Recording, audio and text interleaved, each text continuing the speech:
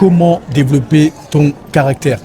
Voici une faculté que tu dois impérativement avoir, cultiver, car si tu regardes objectivement ta vie et que tu constates que les hommes font de toi leur marchepied, la gente féminine fait de toi une serpillère, eh bien, ça revient à ton manque de caractère. Typiquement, à tous les niveaux, nous allons t'expliquer pourquoi ton manque de caractère te sabote et pourquoi par conséquent tu t'auto-sabotes.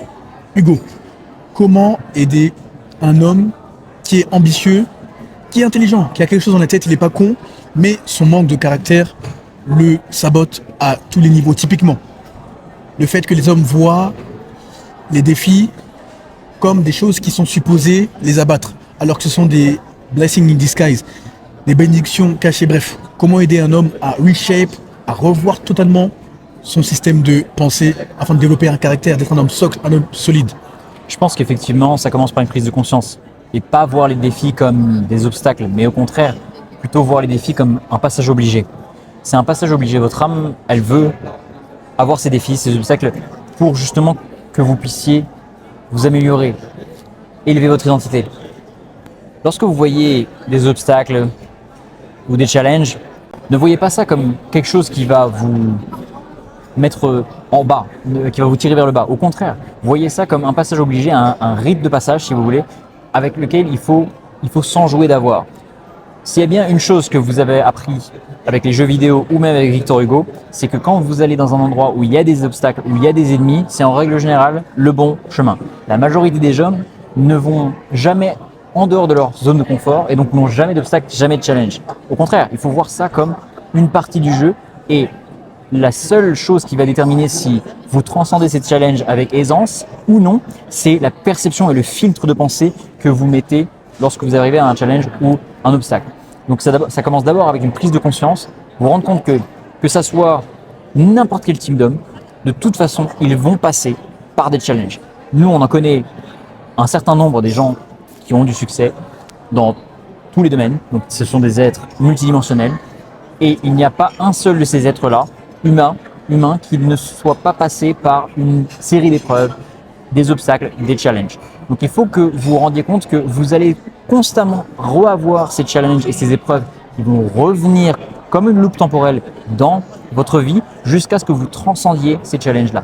Donc encore une fois, la manière la plus facile de transcender ces challenges-là, c'est quelle est la perception que vous avez de ces challenges. Est-ce que vous les voyez comme des véritables obstacles et ennemis ou au contraire, est-ce que vous les voyez comme partie du jeu et vous aimez ces challenges et vous prenez plaisir à les surmonter et à les transcender. Voilà déjà la première prise de conscience qu'il faut avoir pour changer la perception qu'on a des challenges, pour justement commencer à développer son caractère. Parce que le caractère, c'est quelque chose qui se développe au fur et à mesure du temps grâce aux promesses que vous tenez avec votre subconscient. Plus tu es destiné à être cet homme socle, ce pilier, ce leader, cet élitiste, et plus les challenges seront immenses. Donc, je veux que tu revois ta manière de voir les challenges. Je vais te raconter une anecdote que je n'ai jamais partagée publiquement, mais bon, je l'ai transcendée, donc tu pourras t'identifier à ta manière.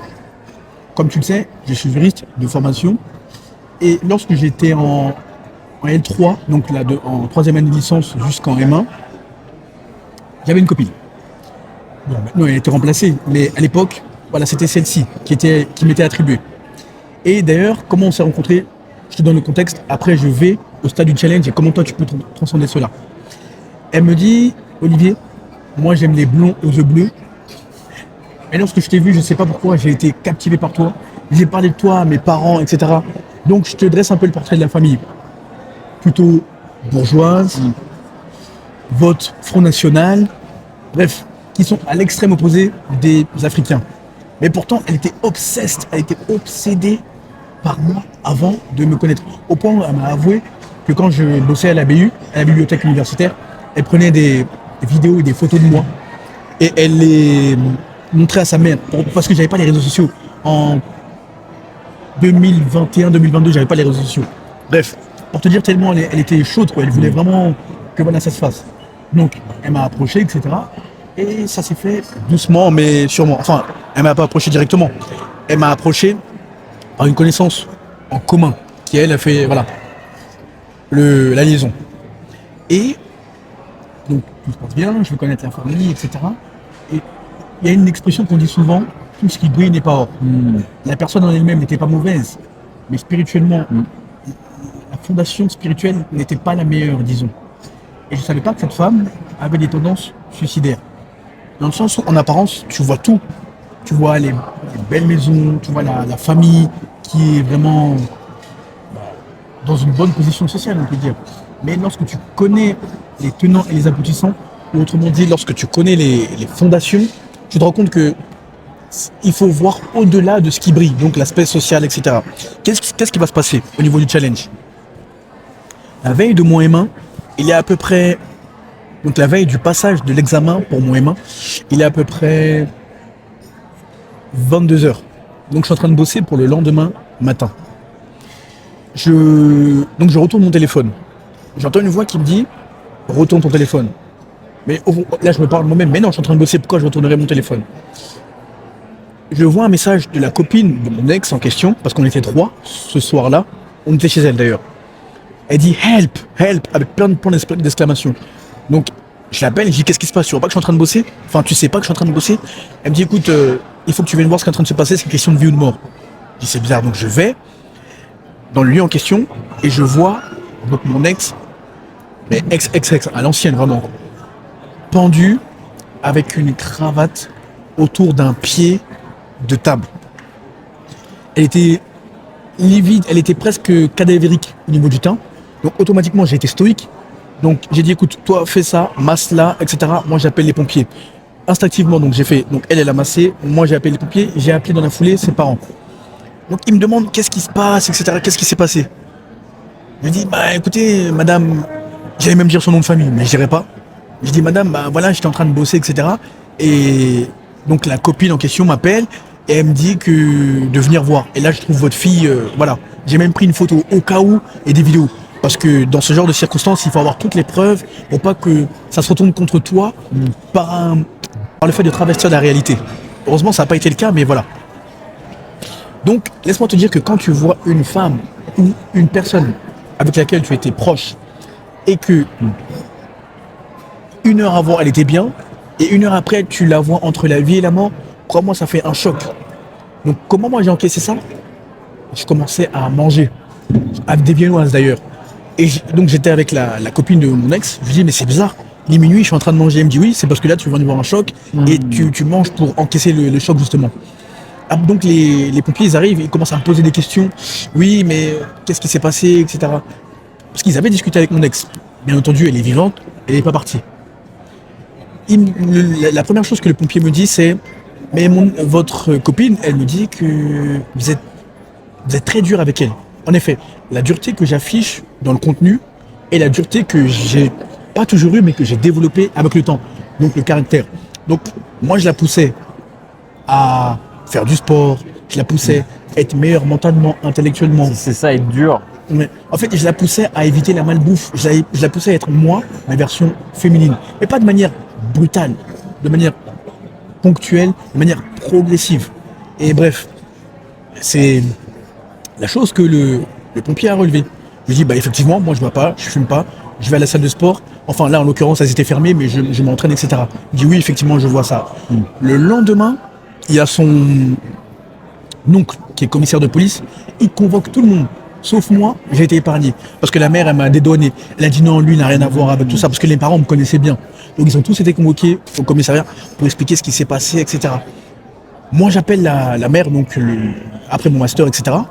J'appelle, je lui dis écoutez Madame X, moi, votre fille, bon, je l'aimais jusque-là, mais je pense que je vais pas pouvoir continuer.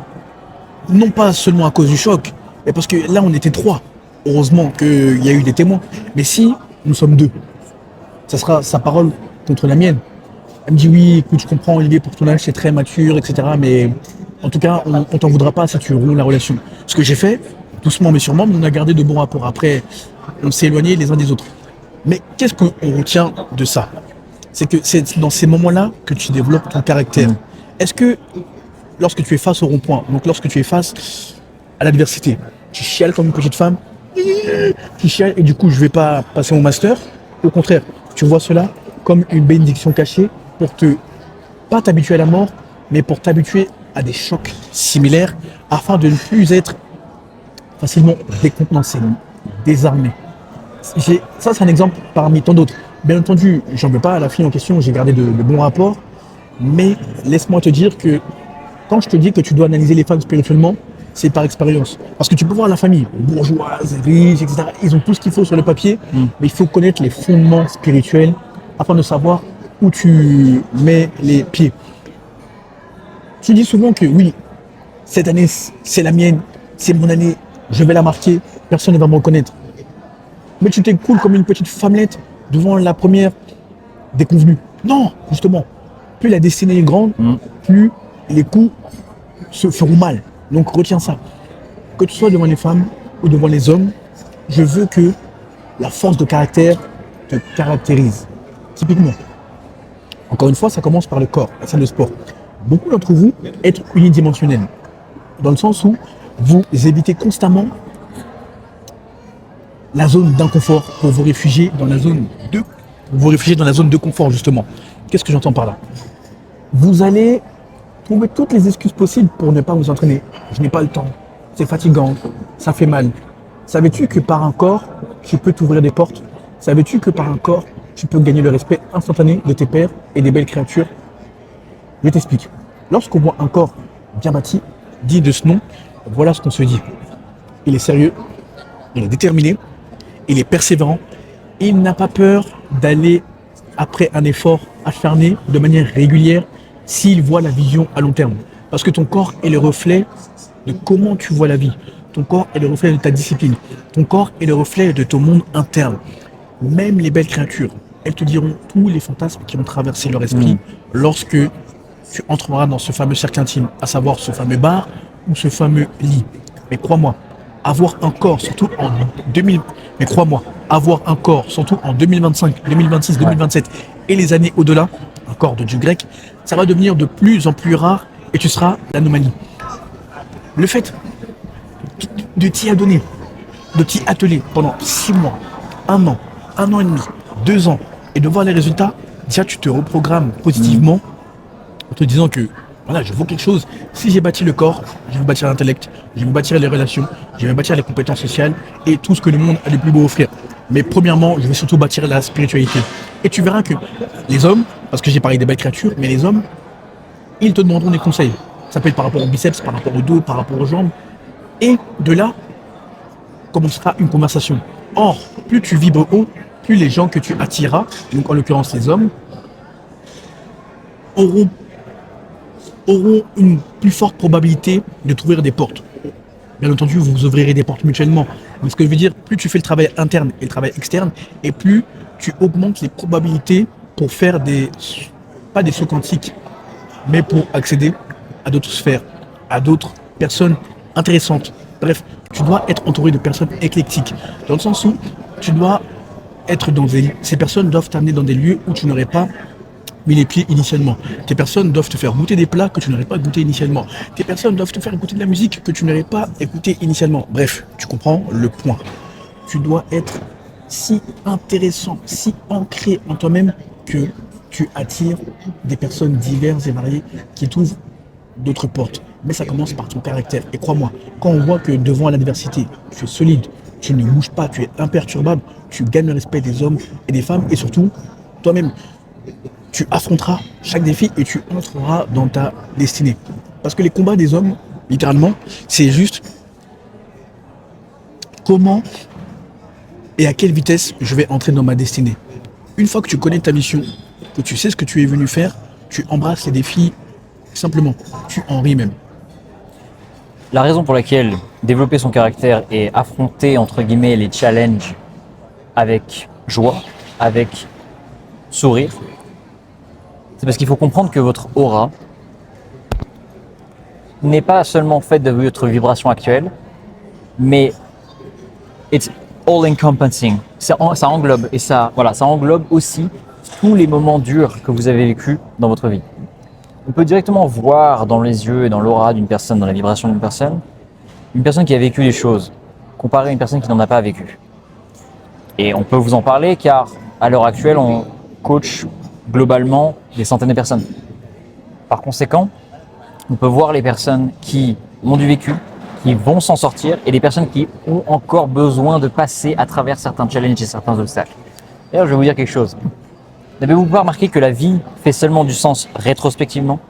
C'est-à-dire que vous passez par des encombres, des challenges, des obstacles qui vous paraissent si durs à l'instant T, mais quand vous y repensez après, quelques années plus tard, vous vous dites en fait je suis heureux d'être passé par ces challenges-là parce que justement ça forge la personne que je suis aujourd'hui qui a pu attirer les choses que je veux. Donc il faut savoir que dans votre aura et de votre vibration, si vous voulez attirer des bonnes choses, si vous voulez que les gens vous respectent naturellement, si vous voulez que les gens vous ouvrent des portes, que ce soit santé, financière, relationnelle, en règle générale, votre aura n'est pas seulement ne comprend pas seulement votre vibration actuelle, comment vous vous sentez actuellement, mais tout votre passé, tous vos traumas, toutes les choses dures par lesquelles vous êtes passé. Je vais vous donner un exemple, bon, à juste titre comme Olivier l'a fait. La raison pour laquelle aujourd'hui j'ai eu l'occasion et l'honneur de coacher des centaines de personnes, d'être là en face de vous, à vous donner de la valeur. Il a fait plus dans le monde anglophone, c'est pour ça que tu n'entendais pas parler de lui dans le monde francophone. D'ailleurs, il se cantonne au monde anglophone et il parle français uniquement avec moi. C'est justement parce que j'ai eu un AVC à 23 ans, j'ai failli passer, parce que j'allais dans le mauvais chemin. Littéralement, à savoir suivre le chemin sociétal, avoir un petit job corporate, et puis vu que justement ça ne m'épanouissait pas, que je sentais mon âme stagner, forcément on a tendance à numb the pain. À noyer la peine dans... Voilà, à noyer la peine dans des choses extérieures, l'alcool, les femmes, les soirées, etc. Au fur et à mesure du temps, mon corps n'a plus pu supporter ça. C'était aussi, pas seulement, comment dirais-je, une défaillance physique. C'était aussi un signe de mon âme, justement, et de ma destinée qui était beaucoup plus grande. Donc elle m'a fait passer par ce challenge-là où j'ai failli mourir à cause d'un AVC, justement pour me réveiller. Et tous les moments dans ma vie, que ce soit la dépression, les pensées suicidaires, les AVC, oui, parce qu'on ne pourrait pas penser comme ça, mais je suis passé par ça. Donc si vous êtes en train de regarder cette vidéo, vous avez une dépression, vous avez des pensées suicidaires ou ce genre de choses, sachez que ce n'est pas la fin. Et que justement, si vous avez ça, c'est votre âme qui est en train de vous dire « change ».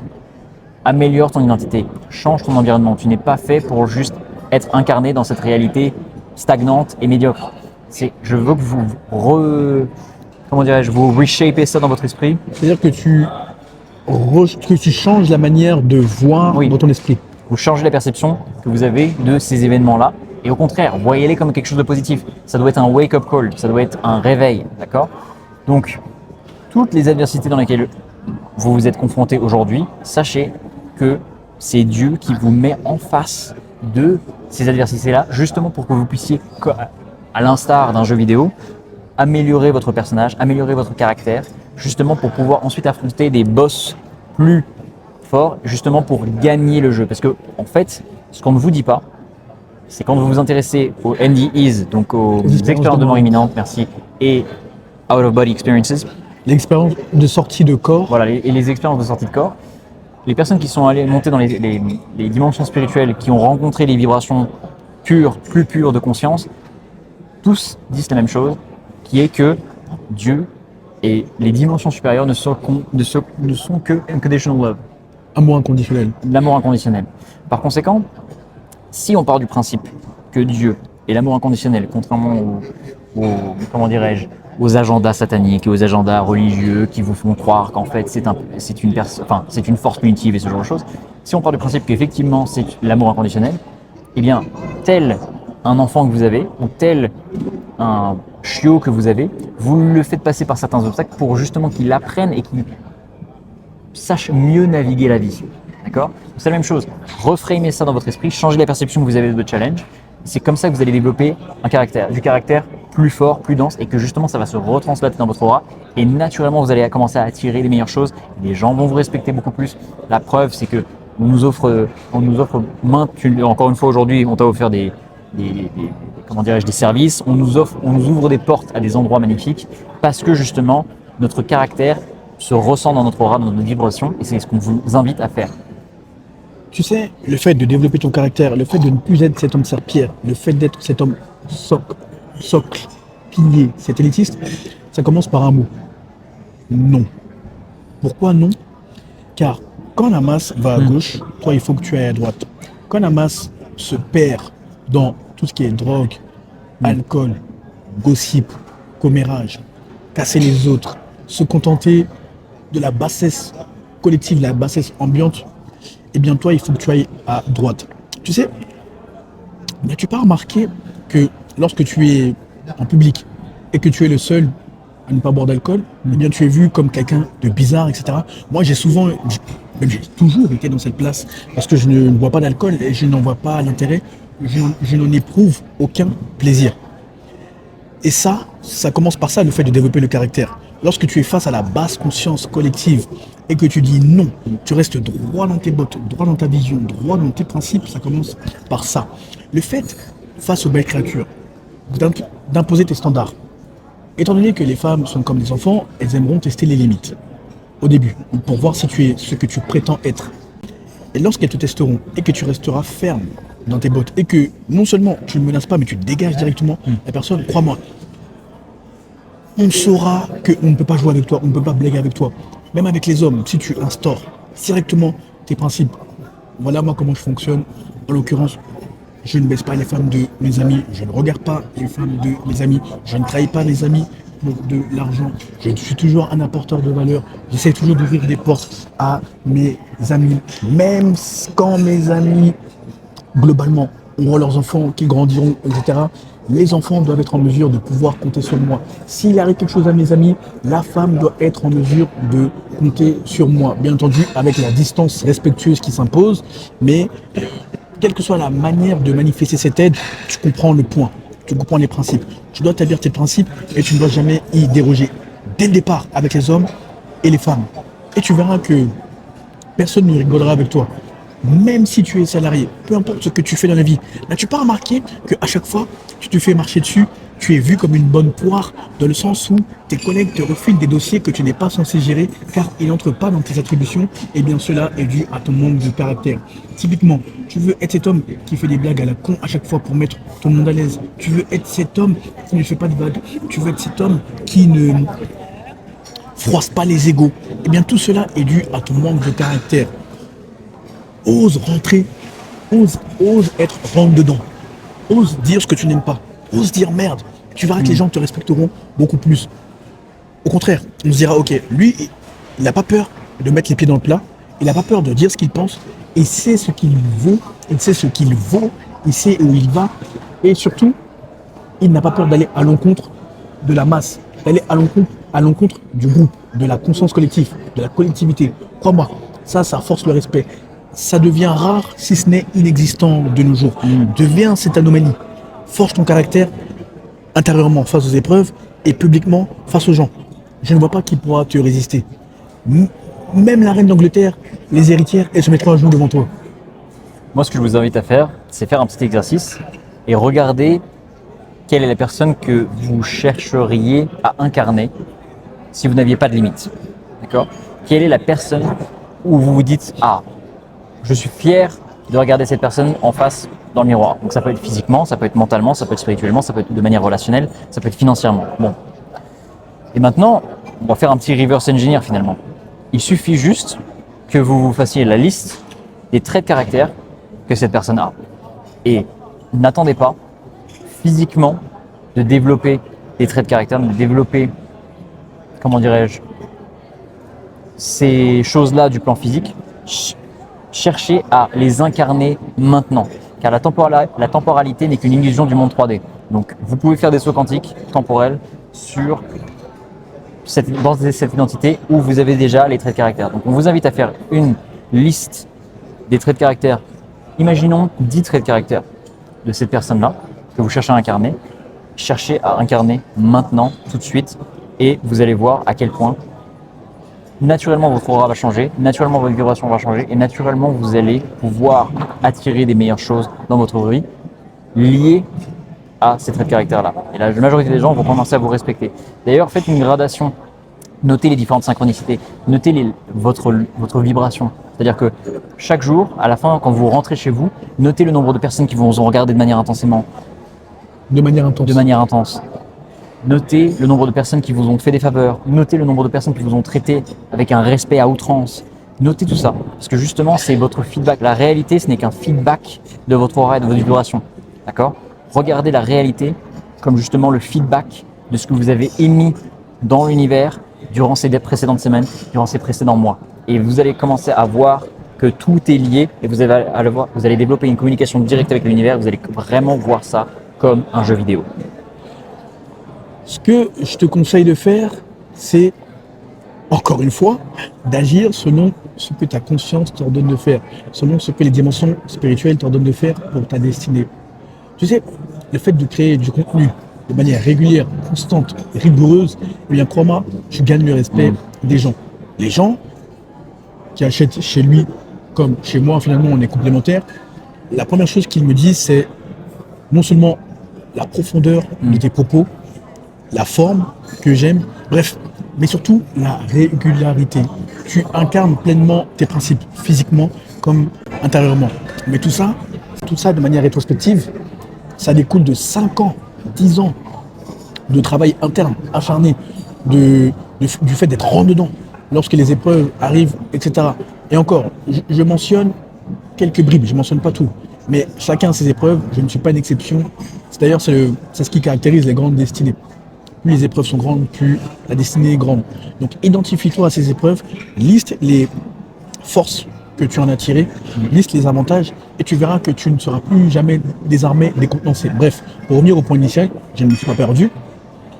Le fait d'être si rigoureux, d'incarner ce que je dis, d'incarner ce que nous disons, d'être si rigoureux des deux côtés, crois-moi, ça force le respect.